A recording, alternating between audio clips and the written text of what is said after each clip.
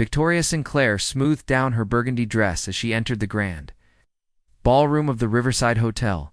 The business conference was in full swing, with hundreds of entrepreneurs and investors mingling beneath crystal chandeliers. She had worked hard to build her art gallery from nothing, and tonight she was here to network with potential clients who could help expand her business to other cities. A mother's double life. What nobody at this conference knew was that Victoria had left her 3 children with her trusted friend Rachel for the evening. Emma and Ethan, her 5-year-old twins, along with 4-year-old Oliver, were her entire world.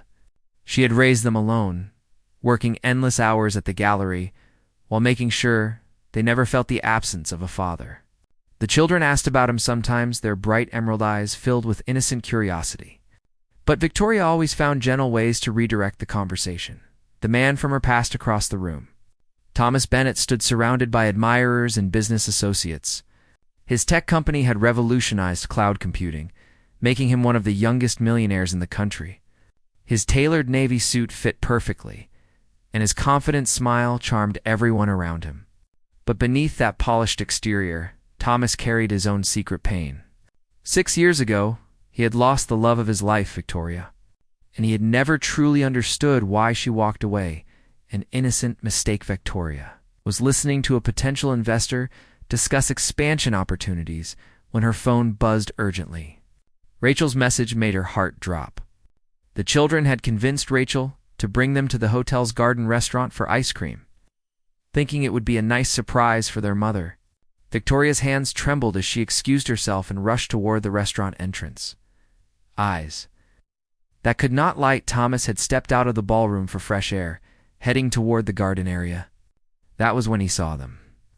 3 small children sat at an outdoor table with a woman, laughing over colorful ice cream sundaes. Something about them made him pause. The little girl's laugh carried across the space, bright and musical.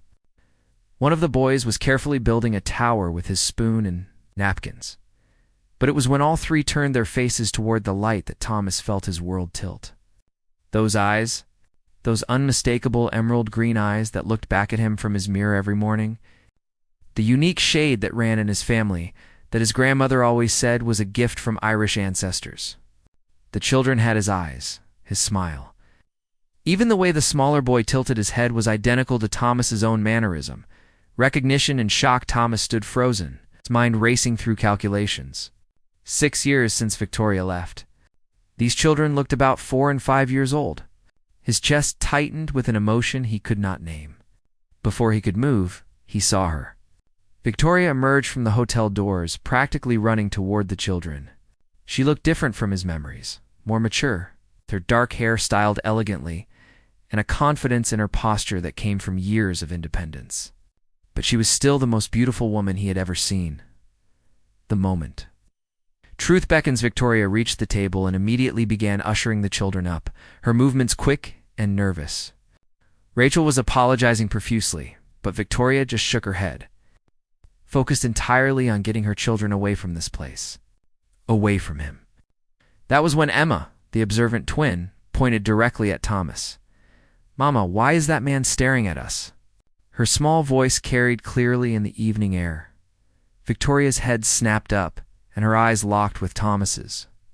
The color drained from her face. For 5 full seconds, neither of them moved. The world around them seemed to fade into silence. Thomas saw fear flash across Victoria's features, followed by something that looked like resignation. As if she had always known this moment would come. A father's awakening. Thomas found his feet moving before his mind caught up. He walked toward them slowly, each step feeling heavier than the last. The children watched him with open curiosity, while Victoria instinctively placed herself between Thomas and her kids. Rachel, sensing the tension, quietly suggested she would wait by the lobby, taking the hint that something significant was unfolding. "Victoria," Thomas said, his voice barely above a whisper. Up close, he could see how the little boy, Oliver, had his nose, the exact shape, and the small freckle on the left side. Emma had his grandmother's smile. Ethan held himself with the same straight posture. Thomas's father always maintained in photographs. Children's innocent questions. "Do you know our mama?" Ethan asked boldly, Stepping slightly forward despite Victoria's gentle hand on his shoulder, Thomas could not take his eyes off them. His children. The knowledge settled into his bones with absolute certainty. These were his children, and he had missed 5 years of their lives. 5 years of first steps and first words, of birthday candles and bedtime stories. "I do know your mama," Thomas answered carefully, kneeling down to be at eye level with them. "We were very good friends once." The weight of hidden truth, Victoria's voice was steady, despite the emotion in her eyes. "Kids, this is Thomas Bennett. Thomas, these are my children. Emma, Ethan, and Oliver." She deliberately emphasized the word my, and Thomas felt the sting of that exclusion. Oliver tugged on Victoria's dress. "He has eyes like us, Mama. Green like the forest." The innocent observation hung in the air like thunder. Thomas stood slowly, his gaze never leaving Victoria's face. "We need to talk," he said quietly, and it was not a request. Victoria looked at her children, then back at Thomas. After 6 years of running from this moment, it had finally found her. She nodded once, a small, defeated gesture. "Yes," she whispered. "I suppose we do." The conference continued inside. Music and laughter drifting through the windows, but outside in the garden, 3 lives were about to collide with a truth that had been hidden for far too long. Victoria arranged for Rachel to take the children to the hotel's supervised play area, a colorful room filled with toys where the staff watched over guest kids during events. Emma protested slightly, wanting to stay with the interesting man with their eyes. But Victoria promised they could have extra dessert later. Once the children were safely away, Victoria led Thomas to a quiet corner of the hotel lounge. Away from the conference crowds, they sat across from each other in leather chairs, a small table between them feeling like an ocean. Thomas's hands gripped the armrests, his knuckles white with tension. Victoria kept her posture straight, though her fingers trembled slightly as she folded them in her lap. The question that demanded truth, "How long were you planning to keep this from me?" Thomas asked, his voice low, but filled with restrained emotion. "Were you ever going to tell me I have children?" Victoria met his gaze directly, refusing to look away despite the pain it caused. "I did not keep it from you to hurt you, Thomas. I kept it from you to protect them." "To protect myself? Protect them from what? From having a father?" His voice cracked slightly. "From knowing they have family, resources, a parent who would have moved heaven and earth for them?" Unveiling the past, Victoria took a deep breath, her eyes glistening with unshed tears. "Do you remember our last night together, Thomas?" The night before I left, Thomas's jaw tightened. How could he forget? It was burned into his memory. "You said you could not do it anymore? That you were tired of being second place to my work." "It was more than that," Victoria said softly. "That night, I overheard your conversation with your business partner, Gregory. You were in your study, and I came to bring you coffee. I heard Gregory ask if you were serious about me if you saw a future together." Thomas leaned forward, confusion clouding his features. "I remember that conversation. I told him absolutely that you were everything to me." The misunderstood words, "but then he asked about children," Victoria continued, her voice barely above a whisper. "He said his wife was pressuring him about starting a family, and he wanted to know your thoughts." You laughed, Thomas. "You said that children were not in your plans for at least another decade, that you had empires to build first, that becoming a father would derail everything you had worked for." Thomas's face went pale as the memory surfaced. "Victoria, that was not about us. Gregory was talking about himself. I was just agreeing that he should not rush into fatherhood if he was not ready. I never meant it about our relationship. How was I supposed to know that?" Victoria's voice rose slightly before she caught herself. "We had never discussed children seriously. You were always working, always traveling. I felt like an accessory to your life, not a partner in it." The secret she carried, Thomas ran his hands through his hair, frustration and regret warring in his expression. "Why did you not just ask me? Why did you not tell me what you heard and let me explain?" "Because 2 weeks after I left, I discovered I was pregnant," Victoria said. And the words seemed to drain all the energy from her. "I was terrified, Thomas. I was 26 years old, broke, with a failing art gallery and no family support. And I was carrying triplets. The word triplets hit Thomas like a physical blow. He had not even processed the reality of having one child, let alone three at once. You went through that pregnancy alone? A mother's sacrifice. Victoria's composure finally cracked, and a single tear rolled down her cheek. The doctor said it was high risk. I was on bed rest for 3 months. I had to close my gallery temporarily. I moved to a smaller apartment because I could barely afford rent. My friend Rachel was the only person who helped me through it. I would have been there, Thomas said desperately, reaching across the table. Victoria pulled her hands back instinctively. I would have taken care of everything. You and the babies would have had the best care, anything you needed. That is exactly what I was afraid of, Victoria replied. I did not want to be another project you managed, Thomas. Another problem you solved with money and resources while your mind was still on quarterly reports and expansion plans? I wanted a partner who chose us, not someone who felt obligated to step up. Understanding through pain, Thomas sat back, the weight of her words settling over him. So you decided I did not deserve the chance to prove myself. You decided I would be a terrible father before I even knew I was going to be one. I was scared, Victoria admitted, her voice breaking. When Emma, Ethan, and Oliver were born, they were so tiny, so fragile. Emma had to stay in the hospital an extra week. I sat by her incubator every night, watching her breathe, terrified I would lose her. And I realized that these 3 little souls depended entirely on me. I could not risk bringing someone into their lives who might leave when things got difficult, who might prioritize board meetings over ballet recitals. A father's defense that is not fair, Thomas said, his own eyes now wet. You created an entire story in your head about what kind of father. I would be based on an overheard conversation you misunderstood. You never gave me a choice. Victoria nodded slowly. You are right. It was not fair. But Thomas, you have to understand where I was coming from. Your phone rang during our anniversary dinner and you took a 40-minute call.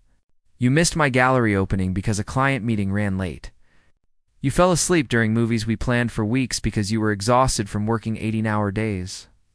I was building something, Thomas protested. Building a future for us. But I needed you in my present, Victoria countered gently. And when I heard you say children would derail your plans, I believed you. Maybe I should have had more faith, but faith is hard when you feel invisible. The children they created for several long moments. Neither spoke. The distant sounds of the conference filtered through the walls.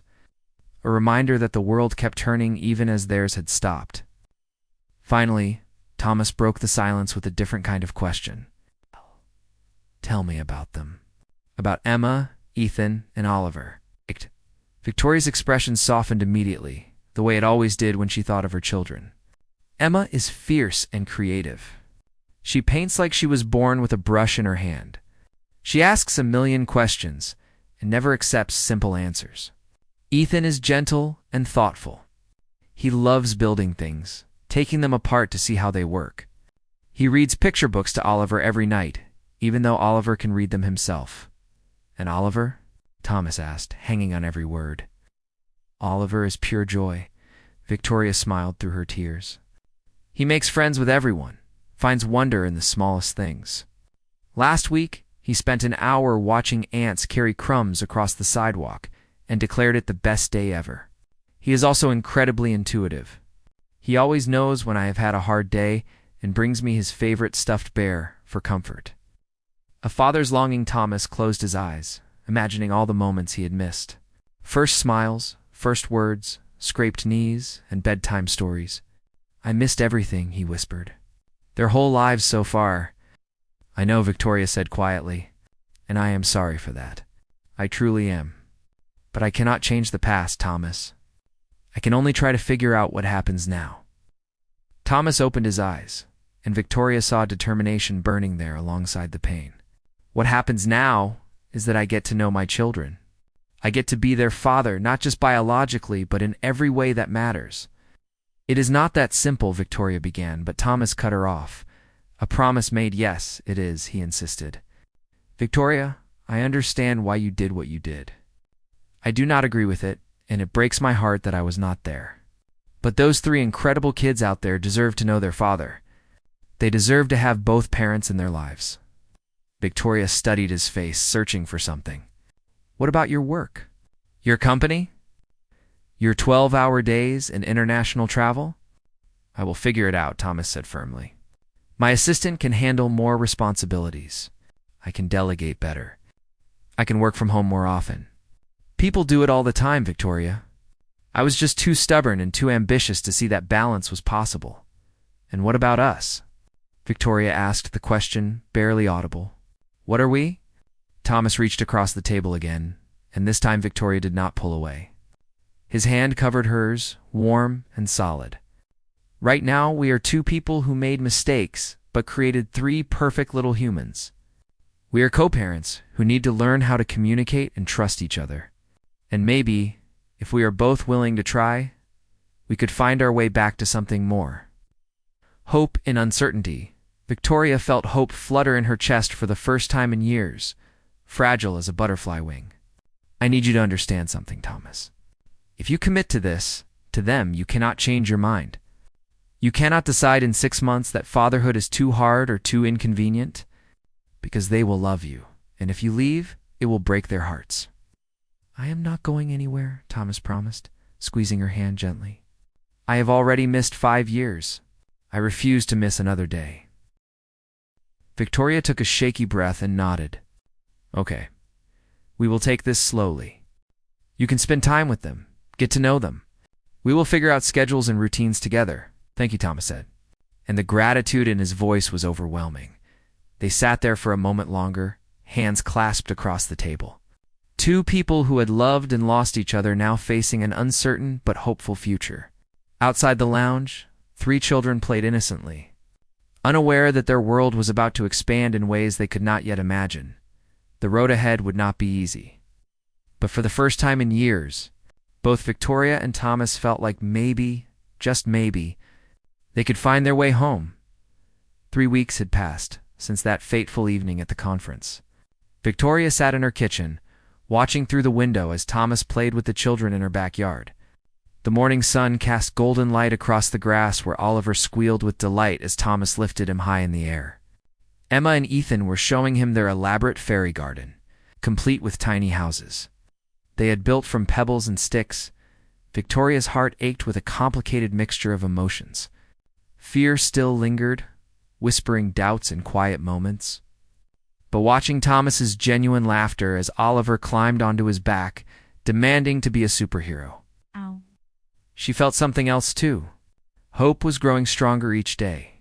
Building trust through small moments, had been incredibly patient. He did not push for overnight visits or demand immediate changes. Instead, he showed up. Every morning before work, he arrived with fresh pastries and stayed for breakfast. He learned that Emma liked her toast cut into triangles, that Ethan refused to eat anything green unless it was mixed with cheese, and that Oliver needed his orange juice in the blue cup or the entire morning would feel wrong. These small details. Things Victoria had managed alone for years. Thomas now committed to memory with devoted attention. He asked questions constantly, wanting to know everything. What were their favorite books? Did they have nightmares? What songs calmed them down? What made them laugh until their bellies hurt? A father's dedication last Tuesday. Thomas had surprised everyone by showing up at Emma's art class. Victoria had mentioned it casually, not expecting him to remember or care. But there he was, sitting on a tiny plastic chair meant for children. His tall frame comically cramped, watching Emma paint with absolute focus. When Emma presented him with a portrait she had made, Thomas's eyes had filled with tears. He hung it in his office the next day, right behind his desk, where everyone could see it. For Ethan. Thomas brought building sets and spent hours on the floor constructing elaborate towers and bridges. He discovered that Ethan's quiet nature hid a brilliant mind that understood engineering concepts most adults struggled with. Thomas started bringing home simple coding games, and father and son would huddle over the tablet together, Ethan explaining his logic while Thomas listened with genuine interest. The joy of discovery Oliver had attached himself to. Thomas with the fierce love only a 4-year-old could possess. He called Thomas my Thomas and insisted on holding his hand whenever they walked anywhere. Thomas had learned to carry bandages because Oliver was fearless and accidents were frequent. Just yesterday, Oliver had scraped his knee climbing a tree, and Thomas had cleaned the wound with gentle hands, while making silly faces to stop the tears. Victoria watched all of this unfold with cautious amazement. The man she remembered always glancing at his phone and mentally calculating profit margins had transformed into someone fully present. His phone stayed in his pocket during visits. When the children spoke, he gave them his complete attention, crouching down to their eye level and really listening, confronting. Old wounds, but the journey was not without difficult moments. One evening, after the children were asleep, Victoria and Thomas sat on her porch with tea, finally addressing the elephant that still lingered between them. "I talked to Gregory last week," Thomas said quietly, staring into his cup. "I told him about what you overheard that night, about how my careless words cost me everything." Victoria looked at him, waiting. He felt terrible. Thomas continued. "He said he remembered that conversation differently than I did. Apparently, I was actually talking about my own fears, admitting that I was scared of becoming a father someday because my own dad was never around. Gregory said, I mentioned wanting to be different, wanting to wait until I could be the kind of father who was actually present." Understanding through new perspective, Victoria felt her throat tighten. "I only heard pieces, Thomas. I filled in the rest with my own insecurities." "We both made mistakes," Thomas said, finally meeting her eyes. "I made you feel second to my work." That was real, Victoria. "Even if I did not mean the words you overheard the way you took them, the truth is, I was not being the partner you deserved. I was so focused on building success that I forgot success means nothing without someone to share it with." "I should have talked to you," Victoria admitted. "Instead of running, I should have trusted you enough to have a real conversation. I robbed you of years with our children because I was afraid." Thomas reached over and took her hand, a gesture that had become natural between them again. "Maybe we both needed to grow up. The people we were 6 years ago were not ready to be parents together. Maybe this is the timing we needed." The children's questions. Emma had started asking questions about why Thomas was around so much. She was too smart to accept vague answers about friendship. One afternoon, while Victoria brushed her daughter's hair, Emma had looked up with those perceptive emerald eyes and asked directly, "Is Thomas our daddy?" Victoria's hands had stilled. She had known this moment would come but still felt unprepared. "Yes, sweetheart. He is." Emma had processed this silently for a moment, then asked, "Why was he not here before?" "Sometimes adults make mistakes," Victoria had explained carefully.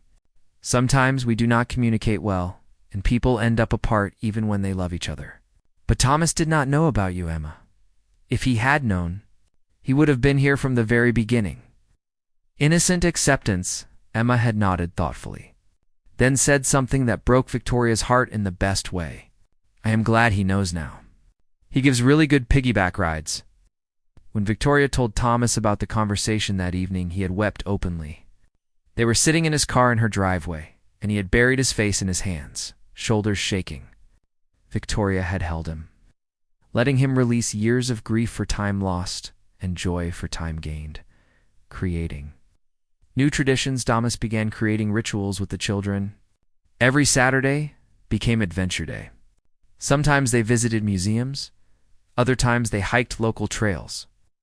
And once they spent an entire afternoon at a pottery studio where Emma made a lopsided bowl she declared was meant to hold dreams. Thomas kept it on his nightstand and showed it to anyone who visited. Sunday mornings were pancake mornings at Thomas's apartment. He had set up a bedroom for the children, letting each of them choose how to decorate their space. Emma picked lavender walls with glow-in-the-dark stars. Ethan wanted shelves for all his building projects.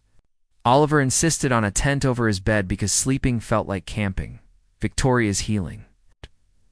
Victoria found herself healing in unexpected ways. She had carried the weight of single parenthood for so long that sharing it felt strange at first. When Ethan had a fever and Thomas showed up at midnight with medicine and cool washcloths, sitting vigil with her through the night, Victoria realized how desperately lonely she had been. They talked during those quiet hours while Ethan slept fitfully between them. They shared stories from the years apart. Thomas told her about the empty feeling that followed him despite his success, how he had thrown himself into work even harder after she left, hoping it would fill the void. It never did. Victoria shared the terror of those first months with newborn triplets. The exhaustion so complete she sometimes cried while feeding them. The fear that she was failing them by being just one person when they needed so much. "Falling again, you are extraordinary," Thomas had whispered that night, looking at her across Ethan's sleeping form. "What you did, raising them alone, building your gallery back up, giving them so much love they never felt the absence. Victoria, you are the strongest person I know." Victoria had felt something shift in her chest, a wall she had built carefully over years beginning to crumble. "I am tired of being strong alone," she admitted. "You do not have to be anymore," Thomas promised. "A new chapter begins." It happened on an ordinary Tuesday. Thomas had brought dinner and they were all eating together in Victoria's dining room. Oliver was telling an elaborate story about a dragon who was afraid of butterflies. Emma was correcting his logic while Ethan quietly added detail about what dragons actually ate. Victoria and Thomas caught each other's eyes across the table. Suddenly they were both laughing at the beautiful chaos of family dinner. After the children went to bed, Thomas helped Victoria clean up. They moved around the kitchen in comfortable rhythm, him washing while she dried. When the last dish was put away, Thomas turned to her, his expression serious. "Victoria, I know we are taking things slowly. I know we are focusing on the kids and rebuilding trust. But I need you to know something." Victoria's heart raced, but she stayed quiet, letting him find his words. "Love rediscovered, I never stopped loving you," Thomas said simply. "Not for one single day in 6 years. And now, getting to know you again, seeing the incredible mother you have become, watching you with our children, I am falling in love with you all over again. Deeper this time. Real this time." Victoria felt tears slip down her cheeks. "I am scared, Thomas. What if we mess this up again? What if we hurt each other? The kids cannot survive us falling apart." "Then we will not fall apart," Thomas said, stepping closer. "We will communicate. We will fight fairly. We will go to counseling if we need to. We will put each other and our children first. Always. But Victoria, I cannot pretend I only want to co-parent with you. I want all of you. I want family dinners and bedtime stories and arguments about whose turn it is to do laundry. I want morning coffee and late-night conversations and growing old watching our kids grow up."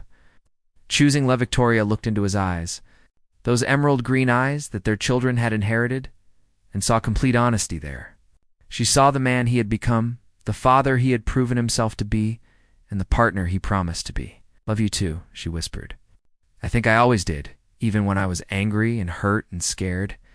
I love you, Thomas." He cupped her face gently, giving her time to pull away if she wanted. But Victoria leaned in, and when their lips met, it felt like coming home after a long journey. The kiss was soft and sweet and full of promise. The future unfolds upstairs. Oliver stirred in his sleep and called out. They broke apart, both smiling, and went up together to check on him. Oliver was tangled in his blankets, reaching for his stuffed bear that had fallen on the floor. Thomas retrieved it while Victoria straightened the covers. "Love you." "Mama, love you, Thomas," Oliver mumbled. Already drifting back to sleep, Thomas and Victoria stood in the doorway, his arm around her shoulders, watching their son sleep peacefully. They checked on Emma, who was sprawled across her bed with art supplies scattered around her, and Ethan, who had fallen asleep with a book on his chest as they walked back downstairs. Hands intertwined, Victoria felt peace settle over her like a warm blanket. The road had been long and painful, marked by mistakes and misunderstandings, but somehow they had found their way back to each other, stronger and wiser. A family united 6 months later, Thomas moved into a larger house with enough space for everyone.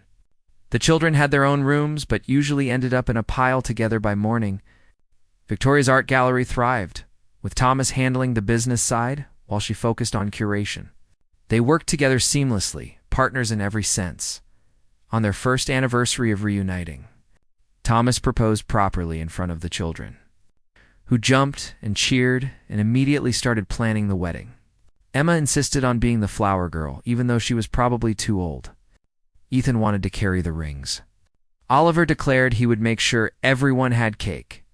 As Victoria said yes, through happy tears. With her children dancing around them and Thomas's arms holding her close, she realized that some love stories do not end when people part. Sometimes they pause, waiting for both people to become who they need to be. And when they find each other again, they build something even more beautiful than before. Their story was not perfect, but it was real. And that made it the best kind of love story there was.